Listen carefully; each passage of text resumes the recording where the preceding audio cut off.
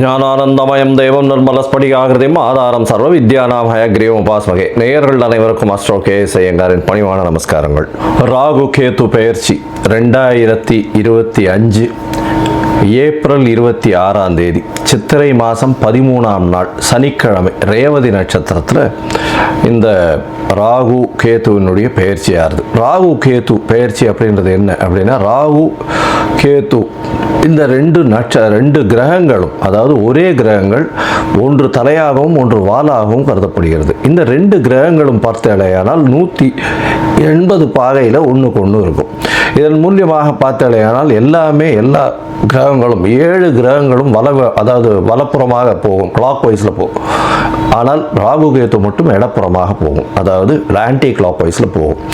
இதன் மூலியமாக இவ்வளவு நாள் மீன ராசியில் இருந்த ராகு இப்பொழுது கும்பராசிக்கும், கேது கன்னியா ராசியில் இருந்தவர் இப்போ சிம்ம ராசிக்கும் வரார். அதாவது பூரட்டாதி 4ஆம் பாதத்தில் இருந்தவர் பூரட்டாதி 3ஆம் பாதத்துக்கு வரார். உத்திர நட்சத்திரம் 2ஆம் பாதத்தில் இருந்த கேது உத்திர நட்சத்திரம் 1 பாதத்துக்கு வரார். ஸோ இதுதான் ராகு கேத்துவினுடைய மாற்றம். இது 26/4/2025 வருது. இதற்கு அடுத்த ராகு கேது பெயர்ச்சி பார்த்தேனால் 13/11/2026. பொதுவாகவே 1.5 வருஷம் இந்த ராகு கேத்துக்கள் ஒரு ராசியிலையும் இருக்கும். ஒரு ராசியிலிருந்து அடுத்த ராசிக்கு போகிறதுக்கு 18 மாத காலமாகும். ஒரு நட்சத்திர பாதம், அதாவது 9 நட்சத்திர பாதம் கொண்டது ஒரு ராசி. அந்த ஒரு நட்சத்திர பாதம் 2 மாதங்கள் இது எடுத்துக்கும். இந்த ராகு கேது ரெண்டுமே பார்த்தேனால் துர்கிரகங்கள், அதாவது அசுப கிரகங்களாக சொல்லக்கூடியது. அதாவது பாம்பே வலியுது அப்படின்னு சொல்லக்கூடிய அளவுக்கு எல்லாவற்றையும் பிடித்து பீடித்து ஆட்கொள்ளக்கூடிய பாம்புகள். ராகுவை விட கேது மிகவும் கொடுமையானது. இது ராகு கேத்துவினுடைய தன்மை. ராகுவை பொறுத்தவரையிலும் பார்த்தேனால் அதாவது போக காரகன். அவர் ராகு எப்பொழுதுமே எல்லாத்தையும் அள்ளி கொடுக்கிறவர். ஏதாவது எந்த ஒரு விஷயம் 1 ரூபா கிடைக்கிற இடத்துல 100 ரூபாயை கிடைக்கக்கூடிய அளவுக்கு பண்ணக்கூடிய போக காரகன். எல்லாவற்றிலும் அபரிமிதமான விஷயங்களை கொண்டு சேர்ப்பார். எல்லாமே ரொம்ப பெரிய ப்ராஜெக்ட்ஸ் எல்லாம் போடுறதெல்லாம் பார்த்தீங்கன்னா ராகுனுடைய ஆட்டம் ரொம்ப அதிகமாக இருக்கும் அந்த இடத்துல. சரி, கேதுவை பற்றி எடுத்தோமானால் எல்லா விஷயத்தையும் சுருக்குவார், தனிமைப்படுத்துவார், அசிங்கப்படுத்துவார், அதாவது கேவலப்படுத்துவார். எல்லாவற்றையும் தானே புரிந்து கொள்ள அளவுக்கு எல்லா விஷயத்தையும் அனலைஸ் பண்ணி அதுக்கு உள்ள இருக்கிற விஷயங்களை, மூலக்கூறுகளை சென்று பார்க்கக்கூடிய அளவுக்கு அவர் யோசிக்க வைப்பார். தன்னை தானே உணர்தல் அப்படின்றது கேதுவினுடைய ஆதிக்கம் அதிகமாக பொருந்தியவர்களுக்கு நிச்சயமாக உண்டு. இதை தவிர பார்த்தாலேயானால் ராகுவை பொறுத்தவரையிலும் 1 100ஆகக்கூடியவர், ரொம்ப பெருசாக பிரம்மாண்டத்தை கொடுக்கக்கூடியவர். கேது 100 இருந்ததுன்னா 1 ஆகிடுவார், 1 இருந்தால் -100 ஆகிடுவார். அந்த மாதிரி ரொம்ப சுருக்கக்கூடியவர். அவர் இருக்கும் வீட்டையும் பார்க்கும் வீட்டையும் சுருக்கக்கூடியவர். இந்த பொதுவாகவே ராகு கேது ரெண்டுமே துர்கிரகங்கள். ஆனால் சுபர்களுடைய பார்வையோ சுபர்களோட சேர்ந்து இருக்குமேயானால் ரொம்ப பெரிய ஏற்றத்தை கொடுக்கும். அதை தவிர பார்த்தேனால் சுபர்கள்னு சொல்றதை விட அவர்கள் எந்த வீட்டில் இருக்கிறார்களோ அவர்கள் ஆட்சி உச்ச மூல திரிகோண வீடுகளாக இருந்து அது ஒரு பெரிய ஏற்றத்தை கொடுக்கும். திடீர் ஜாக்பாட் எல்லாம் அடிக்கக்கூடிய காலகட்டமாக அமைய போகிறது. அதை தவிர பார்த்தேனால் ராகுவை பொறுத்தவரையிலும், அதாவது வெளிநாட்டிலிருந்து, வெளி மாநிலத்திலிருந்து, வெளி ஊரிலிருந்து, வெளி மதத்திலிருந்து இவர்கள் மூலியமாக உங்களுக்கு இன்வெஸ்ட்மெண்ட் ஃபண்டு வரும். திடீர் வேலை பிராப்திகள் வரும். வெளிநாட்டிலிருந்து வெளிநாடு போகக்கூடிய வேலை பிராப்திகள்லாம் நிறைய வரும். அதை தவிர பார்த்தேனால் வெளியூர் வெளி மாநிலம்லாம் போயிட்டு வரக்கூடிய வாய்ப்புகள்லாம் ரொம்பவுமே அதிகமாக இருக்கும். ஆனால் கேத்துவை பொறுத்தவரையிலும் பார்த்தேனால் கேத்துவுக்கு பொதுவாகவே பார்க்கும்போது அது மருத்துவ கிரகம்னு சொல்லக்கூடியது. மருந்து, அதை தவிர மயக்க நிலையை உருவாக்கக்கூடியது. மயக்க மருந்து, இந்த மாதிரியான விஷயங்கள், போதை வஸ்துக்கள், போதை தரும் இடத்துலையே ஒரு இடத்த விட்டு வெளியில் போகாமல் இருக்கக்கூடியது. ராகுவும் போதை தருவார். போதைக்கு உண்டான பொருட்களுக்கு உண்டானது இது பண்ணுறது, ட்ரக் டிராஃபிக்கிங், இதெல்லாம் பண்ணுறதுக்கும் ராகு வேணும். கேது அந்த மூலப்பொருளாக இருப்பார். அதுதான் ரொம்ப விஷயம். 2 பேருமே ஒரே இடத்துல வருவாங்க, ஆனால் கொஞ்சம் மாறுபடுவாங்க. ரொம்ப ஜாகிரதையாக இருந்து கணக்கு பண்ணணும். அது தவிர பார்த்தேனால் அதாவது இந்த பில்லி சூன்யம் ஏவல் ஒருத்தரை வந்து பயமுறுத்துறது இந்த மாதிரியான விஷயங்கள் எல்லாம் கேத்துவனுடைய ஜாலங்கள் அதிகமாக இருக்கும். ராகுவை பொறுத்தவரையிலும் அவர் சொல்லி அடுத்தவங்க கேட்டு மயக்க வைக்கக்கூடிய அளவுக்கு அந்த கரும்பாம்பு செம்பாம்புன்னு சொல்லுவாங்க. ராகுவை கரும்பாம்புன்னும் கேத்துவை செம்பாம்புன்னு சொல்லுவாங்க. ராகுவுக்கு பார்த்தீங்கன்னா 18 வருஷம் இந்த விம்சோத்தரி திசையில் கொடுத்துருக்காங்க. கேத்துவுக்கு 7 வருஷம் கொடுத்துருக்காங்க. 18 வருஷத்தில் ஒருவருக்கு ராகு நல்லபடியாக இருந்து சுவர்களால் பார்க்கப்பட்டு அவர்களுடைய இருந்த இடத்தினுடைய வீட்டினுடைய அதிபதி ஆட்சி உச்ச மூல திரிகோணம் திக்பலம் இந்த மாதிரியான விஷயங்கள் அடைந்திருந்தாரே ஆனால் நல்ல ஒரு யோகத்தை அந்த காலகட்டத்தில் கொடுப்பார். இப்போ பார்த்தேனால் இந்த ராகு கேத்துக்கு பார்த்தீங்களேனால் ராகுக்கும் கேத்துவுக்கும் சிறு சிறு அதாவது பிரச்சனைகள் இருக்குமே ஆனால் அவர்கள் இருக்கும் இடத்தின் மூலியமாக பிரச்சனை இருக்குமே ஆனால் அவர்களுக்கு என்ன எளிய பரிகாரம் செய்யலாம் அப்படின்றத பார்க்கும்பொழுது ராகுவுக்கு எளிமையான பரிகாரம் அப்படின்னு சொல்லக்கூடியது ராகு காயத்ரி. ராகு காயத்ரி அப்படின்றத சொல்றோம்னா ஓம் நாகத்வஜாய வித்மஹே பத்மஹஸ்தாய தீமஹி தன்னோ ராகு பிரச்சோதயாத். நான் திருப்பியும் சொல்கிறேன். ஓம் நாகத்வஜாய வித்மஹே பத்மஹஸ்தாய தீமஹி தன்னோ ராகு பிரச்சோதயாத் அப்படின்றது ராகு காயத்ரியும். கேதுதா காயத்ரி அப்படின்னு சொல்லக்கூடியது ஓம் அஸ்வத்வஜாய வித்மஹே சூலஹஸ்தாய தீமஹி தன்னோ கேது பிரச்சோதயாத் அப்படின்றதையும், அதாவது திருப்பியும் சொல்கிறேன். ஓம் அஸ்வத்வஜாய வித்மஹே சூலஹஸ்தாய தீமஹி தன்னோ கேது பிரச்சோதயாத் அப்படின்றது ஒரு நாளைக்கு ராகுவினுடைய காயத்ரி 7 முறையும் கேதுவினுடைய காயத்ரி 4 முறையுமாவது சொல்வதன் மூலியமாக ராகு கேத்துவுக்கு செய்யக்கூடிய எளிய பரிகாரமாக சொல்கிறோம். அதை தவிர பார்த்தேன்னா ராகு கேத்துவுக்கு வேறு என்னென்ன அப்படின்னா ராகுவுக்கு உண்டான கடவுளாக சொல்லக்கூடியது வந்து இந்த பத்ரகாளி, மிகுந்த கோபத்தில் இருக்கக்கூடிய ஆக்ரோஷத்தில் இருக்கக்கூடிய கடவுள்கள். அதை தவிர பத்ரகாளி, அதுக்கப்புறம் பார்த்தேன்னா இந்த இது ஐயனார் அந்த மாதிரியான இதுவில் சொல்லுவோம். அதை தவிர பார்த்தேன்னா இந்த பிரத்யங்கரா இவங்கள்லாம் ராகுவுக்கு உண்டான தெய்வங்களாக சொல்லக்கூடியது. அதுக்கப்புறம் பார்த்தேனால் நரசிம்மர் ராகுவுக்கு உண்டான தெய்வம். ஏன்னா மிகுந்த கோபத்தோடு ஆக்ரோஷத்தோடு இருக்கக்கூடியவர். இதெல்லாம் வந்து இந்த தெய்வங்கள் எல்லாமே வந்து ராகுவுக்கு உண்டான பரிகார ஸ்தலங்களாக இந்த தெய்வங்கள் இருக்கக்கூடிய இடத்த இது பண்ணலாம். அது தவிர பார்த்தேனால் இவர்களுக்கு எலுமிச்சம்பழம் மாலை, எலுமிச்சம்பழம் இதில் வந்து நல்லெண்ணெய் விட்டு இது ஏற்றுறது, எண்ணெய் விட்டு திரி போட்டு விளக்கு ஏற்றுறது. அது தவிர பார்த்தேனால் பூசணிக்காயை 2ஆக கட் பண்ணி அதில் இருக்கிற சதப்பத்தை எடுத்துட்டு எண்ணெயை விட்டு ஏற்றுறது. இதெல்லாம் வந்து ராகுவுக்கு உண்டான தோஷங்களை நிவர்த்தி செய்யக்கூடியது, ராகுவுக்கு உண்டான எளிய பரிகாரங்களாக சொல்லக்கூடியது. அது தவிர பார்த்தீங்களேனால் இந்த இது கேத்துவுக்கு உண்டானது என்ன அப்படின்னா விநாயகரை சொல்வார்கள். அது தவிர ஆஞ்சநேயர், அதாவது தலை மாறியவர்கள், அதாவது விநாயகரும் சரி ஆஞ்சநேயரும் சரி இவர்கள் 2 பேரையும் சொல்லுவாங்க. அது தவிர வந்து சித்தர்கள், யோகிகள், ஞான குருமார்கள், குரு பீடங்கள், மடங்கள் இதெல்லாம் சொல்லக்கூடியது. இந்த இடத்துக்கெல்லாம் போய் உங்களால் முடிஞ்ச படிப்புக்கு உண்டான ஏதாவது உங்களால் தானங்கள் செய்ய முடிஞ்சதே ஆனால் இந்த இடத்துல ஒரு நல்ல ஏற்றம் கிடைக்கும். அது தவிர பார்த்தேனால் இந்த இது ஆட்டிசம் சைல்டு, மனநலம் சற்று பேதலித்து குன்றி இருக்கக்கூடிய குழந்தைகள், வளர்ச்சி குன்றிய குழந்தைகளுக்கு உங்களால் முடிந்ததை செய்யும் பொழுது கேத்து பகவானின் மூலியமாக வரக்கூடிய எல்லா பிரச்சனைகளிலிருந்தும் நிச்சயமாக விடுதலை பெறலாம். ராகு வந்து கரும்பாம்பு, பாம்பு அப்படின்னு சொல்றதுனால கரு நீலம் அவருடைய கலராக சொல்லக்கூடியது. அதே மாதிரி பார்த்தேனால் கருப்பு உளுந்து அது அவருடைய தானியம்.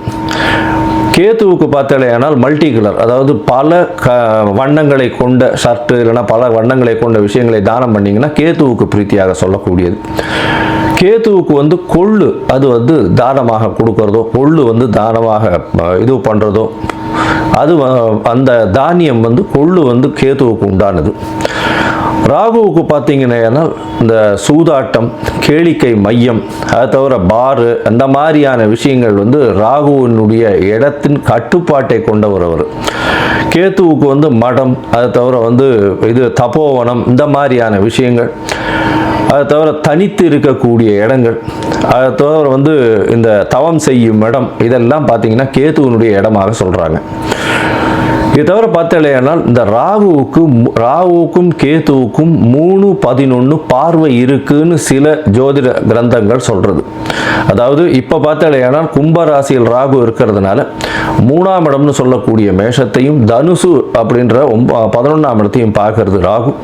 கேத்துவை பொறுத்தவரையிலும் மிதுனத்தையும் துலாத்தையும் பார்க்கும். அவர் இருக்கும் வீட்டிலிருந்து 3-11 7ஆம் இடத்தை எல்லா கிரகங்களும் பார்க்கும். ஏன்னா சப்தம பார்வை உண்டு அப்படின்றத சொல்கிறது. சரி, இப்போ வந்து ராகுவை பற்றி பேசணும்னா பேசிகிட்டே இருக்கலாம். கிட்டத்தட்ட வந்து ஒரு 3 மணி நேரம் 4 மணி நேரம் கூட கண்டினியூஸாக பேசலாம். ஆனால் இப்போ வந்து நம்ம ஒரு ராசிக்கும் மேஷம் முதல் மீனம் வரை என்னென்ன பலன்கள்னு பார்ப்போம். அதை தவிர தனியாகவே ராகுவுக்குன்னு ஒரு 1/2 hour 1 hour வீடியோ தனியாக போடுறேன். நான் பார்ட் 1 பார்ட் 2 தனியாக போடுறேன். சரி, இப்போது மேஷம் முதல் மீனம் வரை இந்த ராகு கேது பெயர்ச்சியின் மாற்றங்கள் ஏற்றங்கள் என்னென்ன, அவர்களுடைய பார்வை என்னென்ன, என்ன பரிகாரங்கள் செய்யலாம், என்ன கோயிலுக்கு போகலாம் அப்படின்றத பார்ப்போம். இந்த சேனல், என்னுடைய சேனல் பார்த்துட்டு இருக்கவங்க உங்களுக்கு ஜாதகம் பார்க்கணும் அப்படின்னா நீங்கள் என்னுடைய மொபைல் நம்பருக்கு, கீழே கொடுக்கப்பட்டிருக்கிற மொபைல் நம்பருக்கு எனக்கு வாட்ஸ்அப் பண்ணுங்க. உங்களுடைய பெயர், உங்களுடைய தாய் தகப்பனார் பெயர், உங்களுடைய பிறந்த நேரம், தேதி, உங்களுடைய பிறந்த இடம், date of birth, time of birth, place of birth, உங்களுடைய நேம், பேரண்ட்ஸ் நேம், இது வரலாம் அனுப்புங்க.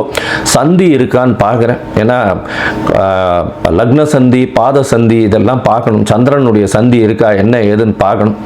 இதற்கு காரணம் என்ன அப்படின்னா பல வகையான பஞ்சாங்கங்களை உபயோகப்படுத்துகிறார். பஞ்சாங்கங்கள் உபயோகப்படுத்தக்கூடிய இடமும் வந்து பல இடங்கள் மாறுபடும். அதாவது ஸ்ரீரங்கத்து பஞ்சாங்கத்தில் டெல்லியில் பிறந்த குழந்தைகளுக்கு பேஸ் பண்ணி பார்ப்பா. அப்போது சூரிய உதயமே மாறும். அதனால் சந்தி வரக்கூடிய வாய்ப்புகள் மிகவும் அதிகம். அவங்க வந்து மிருகசீரிஷ நட்சத்திரம் அப்படின்னு நினச்சிட்டு இருப்பாங்க, 2ஆம் பாதம் அப்படின்னு நினச்சிட்டு இருப்பாள். ஆனால் பார்த்தாலேயானால் 3ஆம் பாதத்தில் மிதுன ராசியில் இருப்பாள். இந்த அவள் வந்து 50 வயசு ஆகிட்டு இருக்கும், ரிஷப ராசிக்கு வந்து அர்ச்சனை பண்ணிட்டு இருப்பாள். ஆனால் மிதுன ராசியில் பிறந்திருப்பாள். ஸோ இந்த மாதிரியான மாற்றங்கள்லாம் நிறைய இருக்குது. அதனால் உங்களுடைய ஜாதகத்தை நானே போட்டு அதன் வழியாக சந்தி இருக்கான்றதை பார்த்து உங்களுக்கு உண்டான பலன்கள் என்ன ஏதுன்றதை டிஸ்கஸ் பண்ணுறேன். அதற்குண்டான கட்டணம் என்னன்றது போடுறேன். அந்த கட்டணத்தை செலுத்திட்டு நீங்கள் அப்பாயின்மெண்ட் எடுத்துக்கோங்க. சரி, இப்போது ராகு கேதுவின் பயிற்சி 2025 2026 மேஷம் முதல் மீனம் வரை ஒரு ராசியாக. சிம்மம், மகம், பூரம், உத்திரம், இந்த 3 நட்சத்திரம் 9 பாதங்களை கொண்ட ராசி. ராசியின் அதிபதி அப்படின்னு சொல்லக்கூடியவர் சூரியன் மாத கிரகத்தில் உண்டு.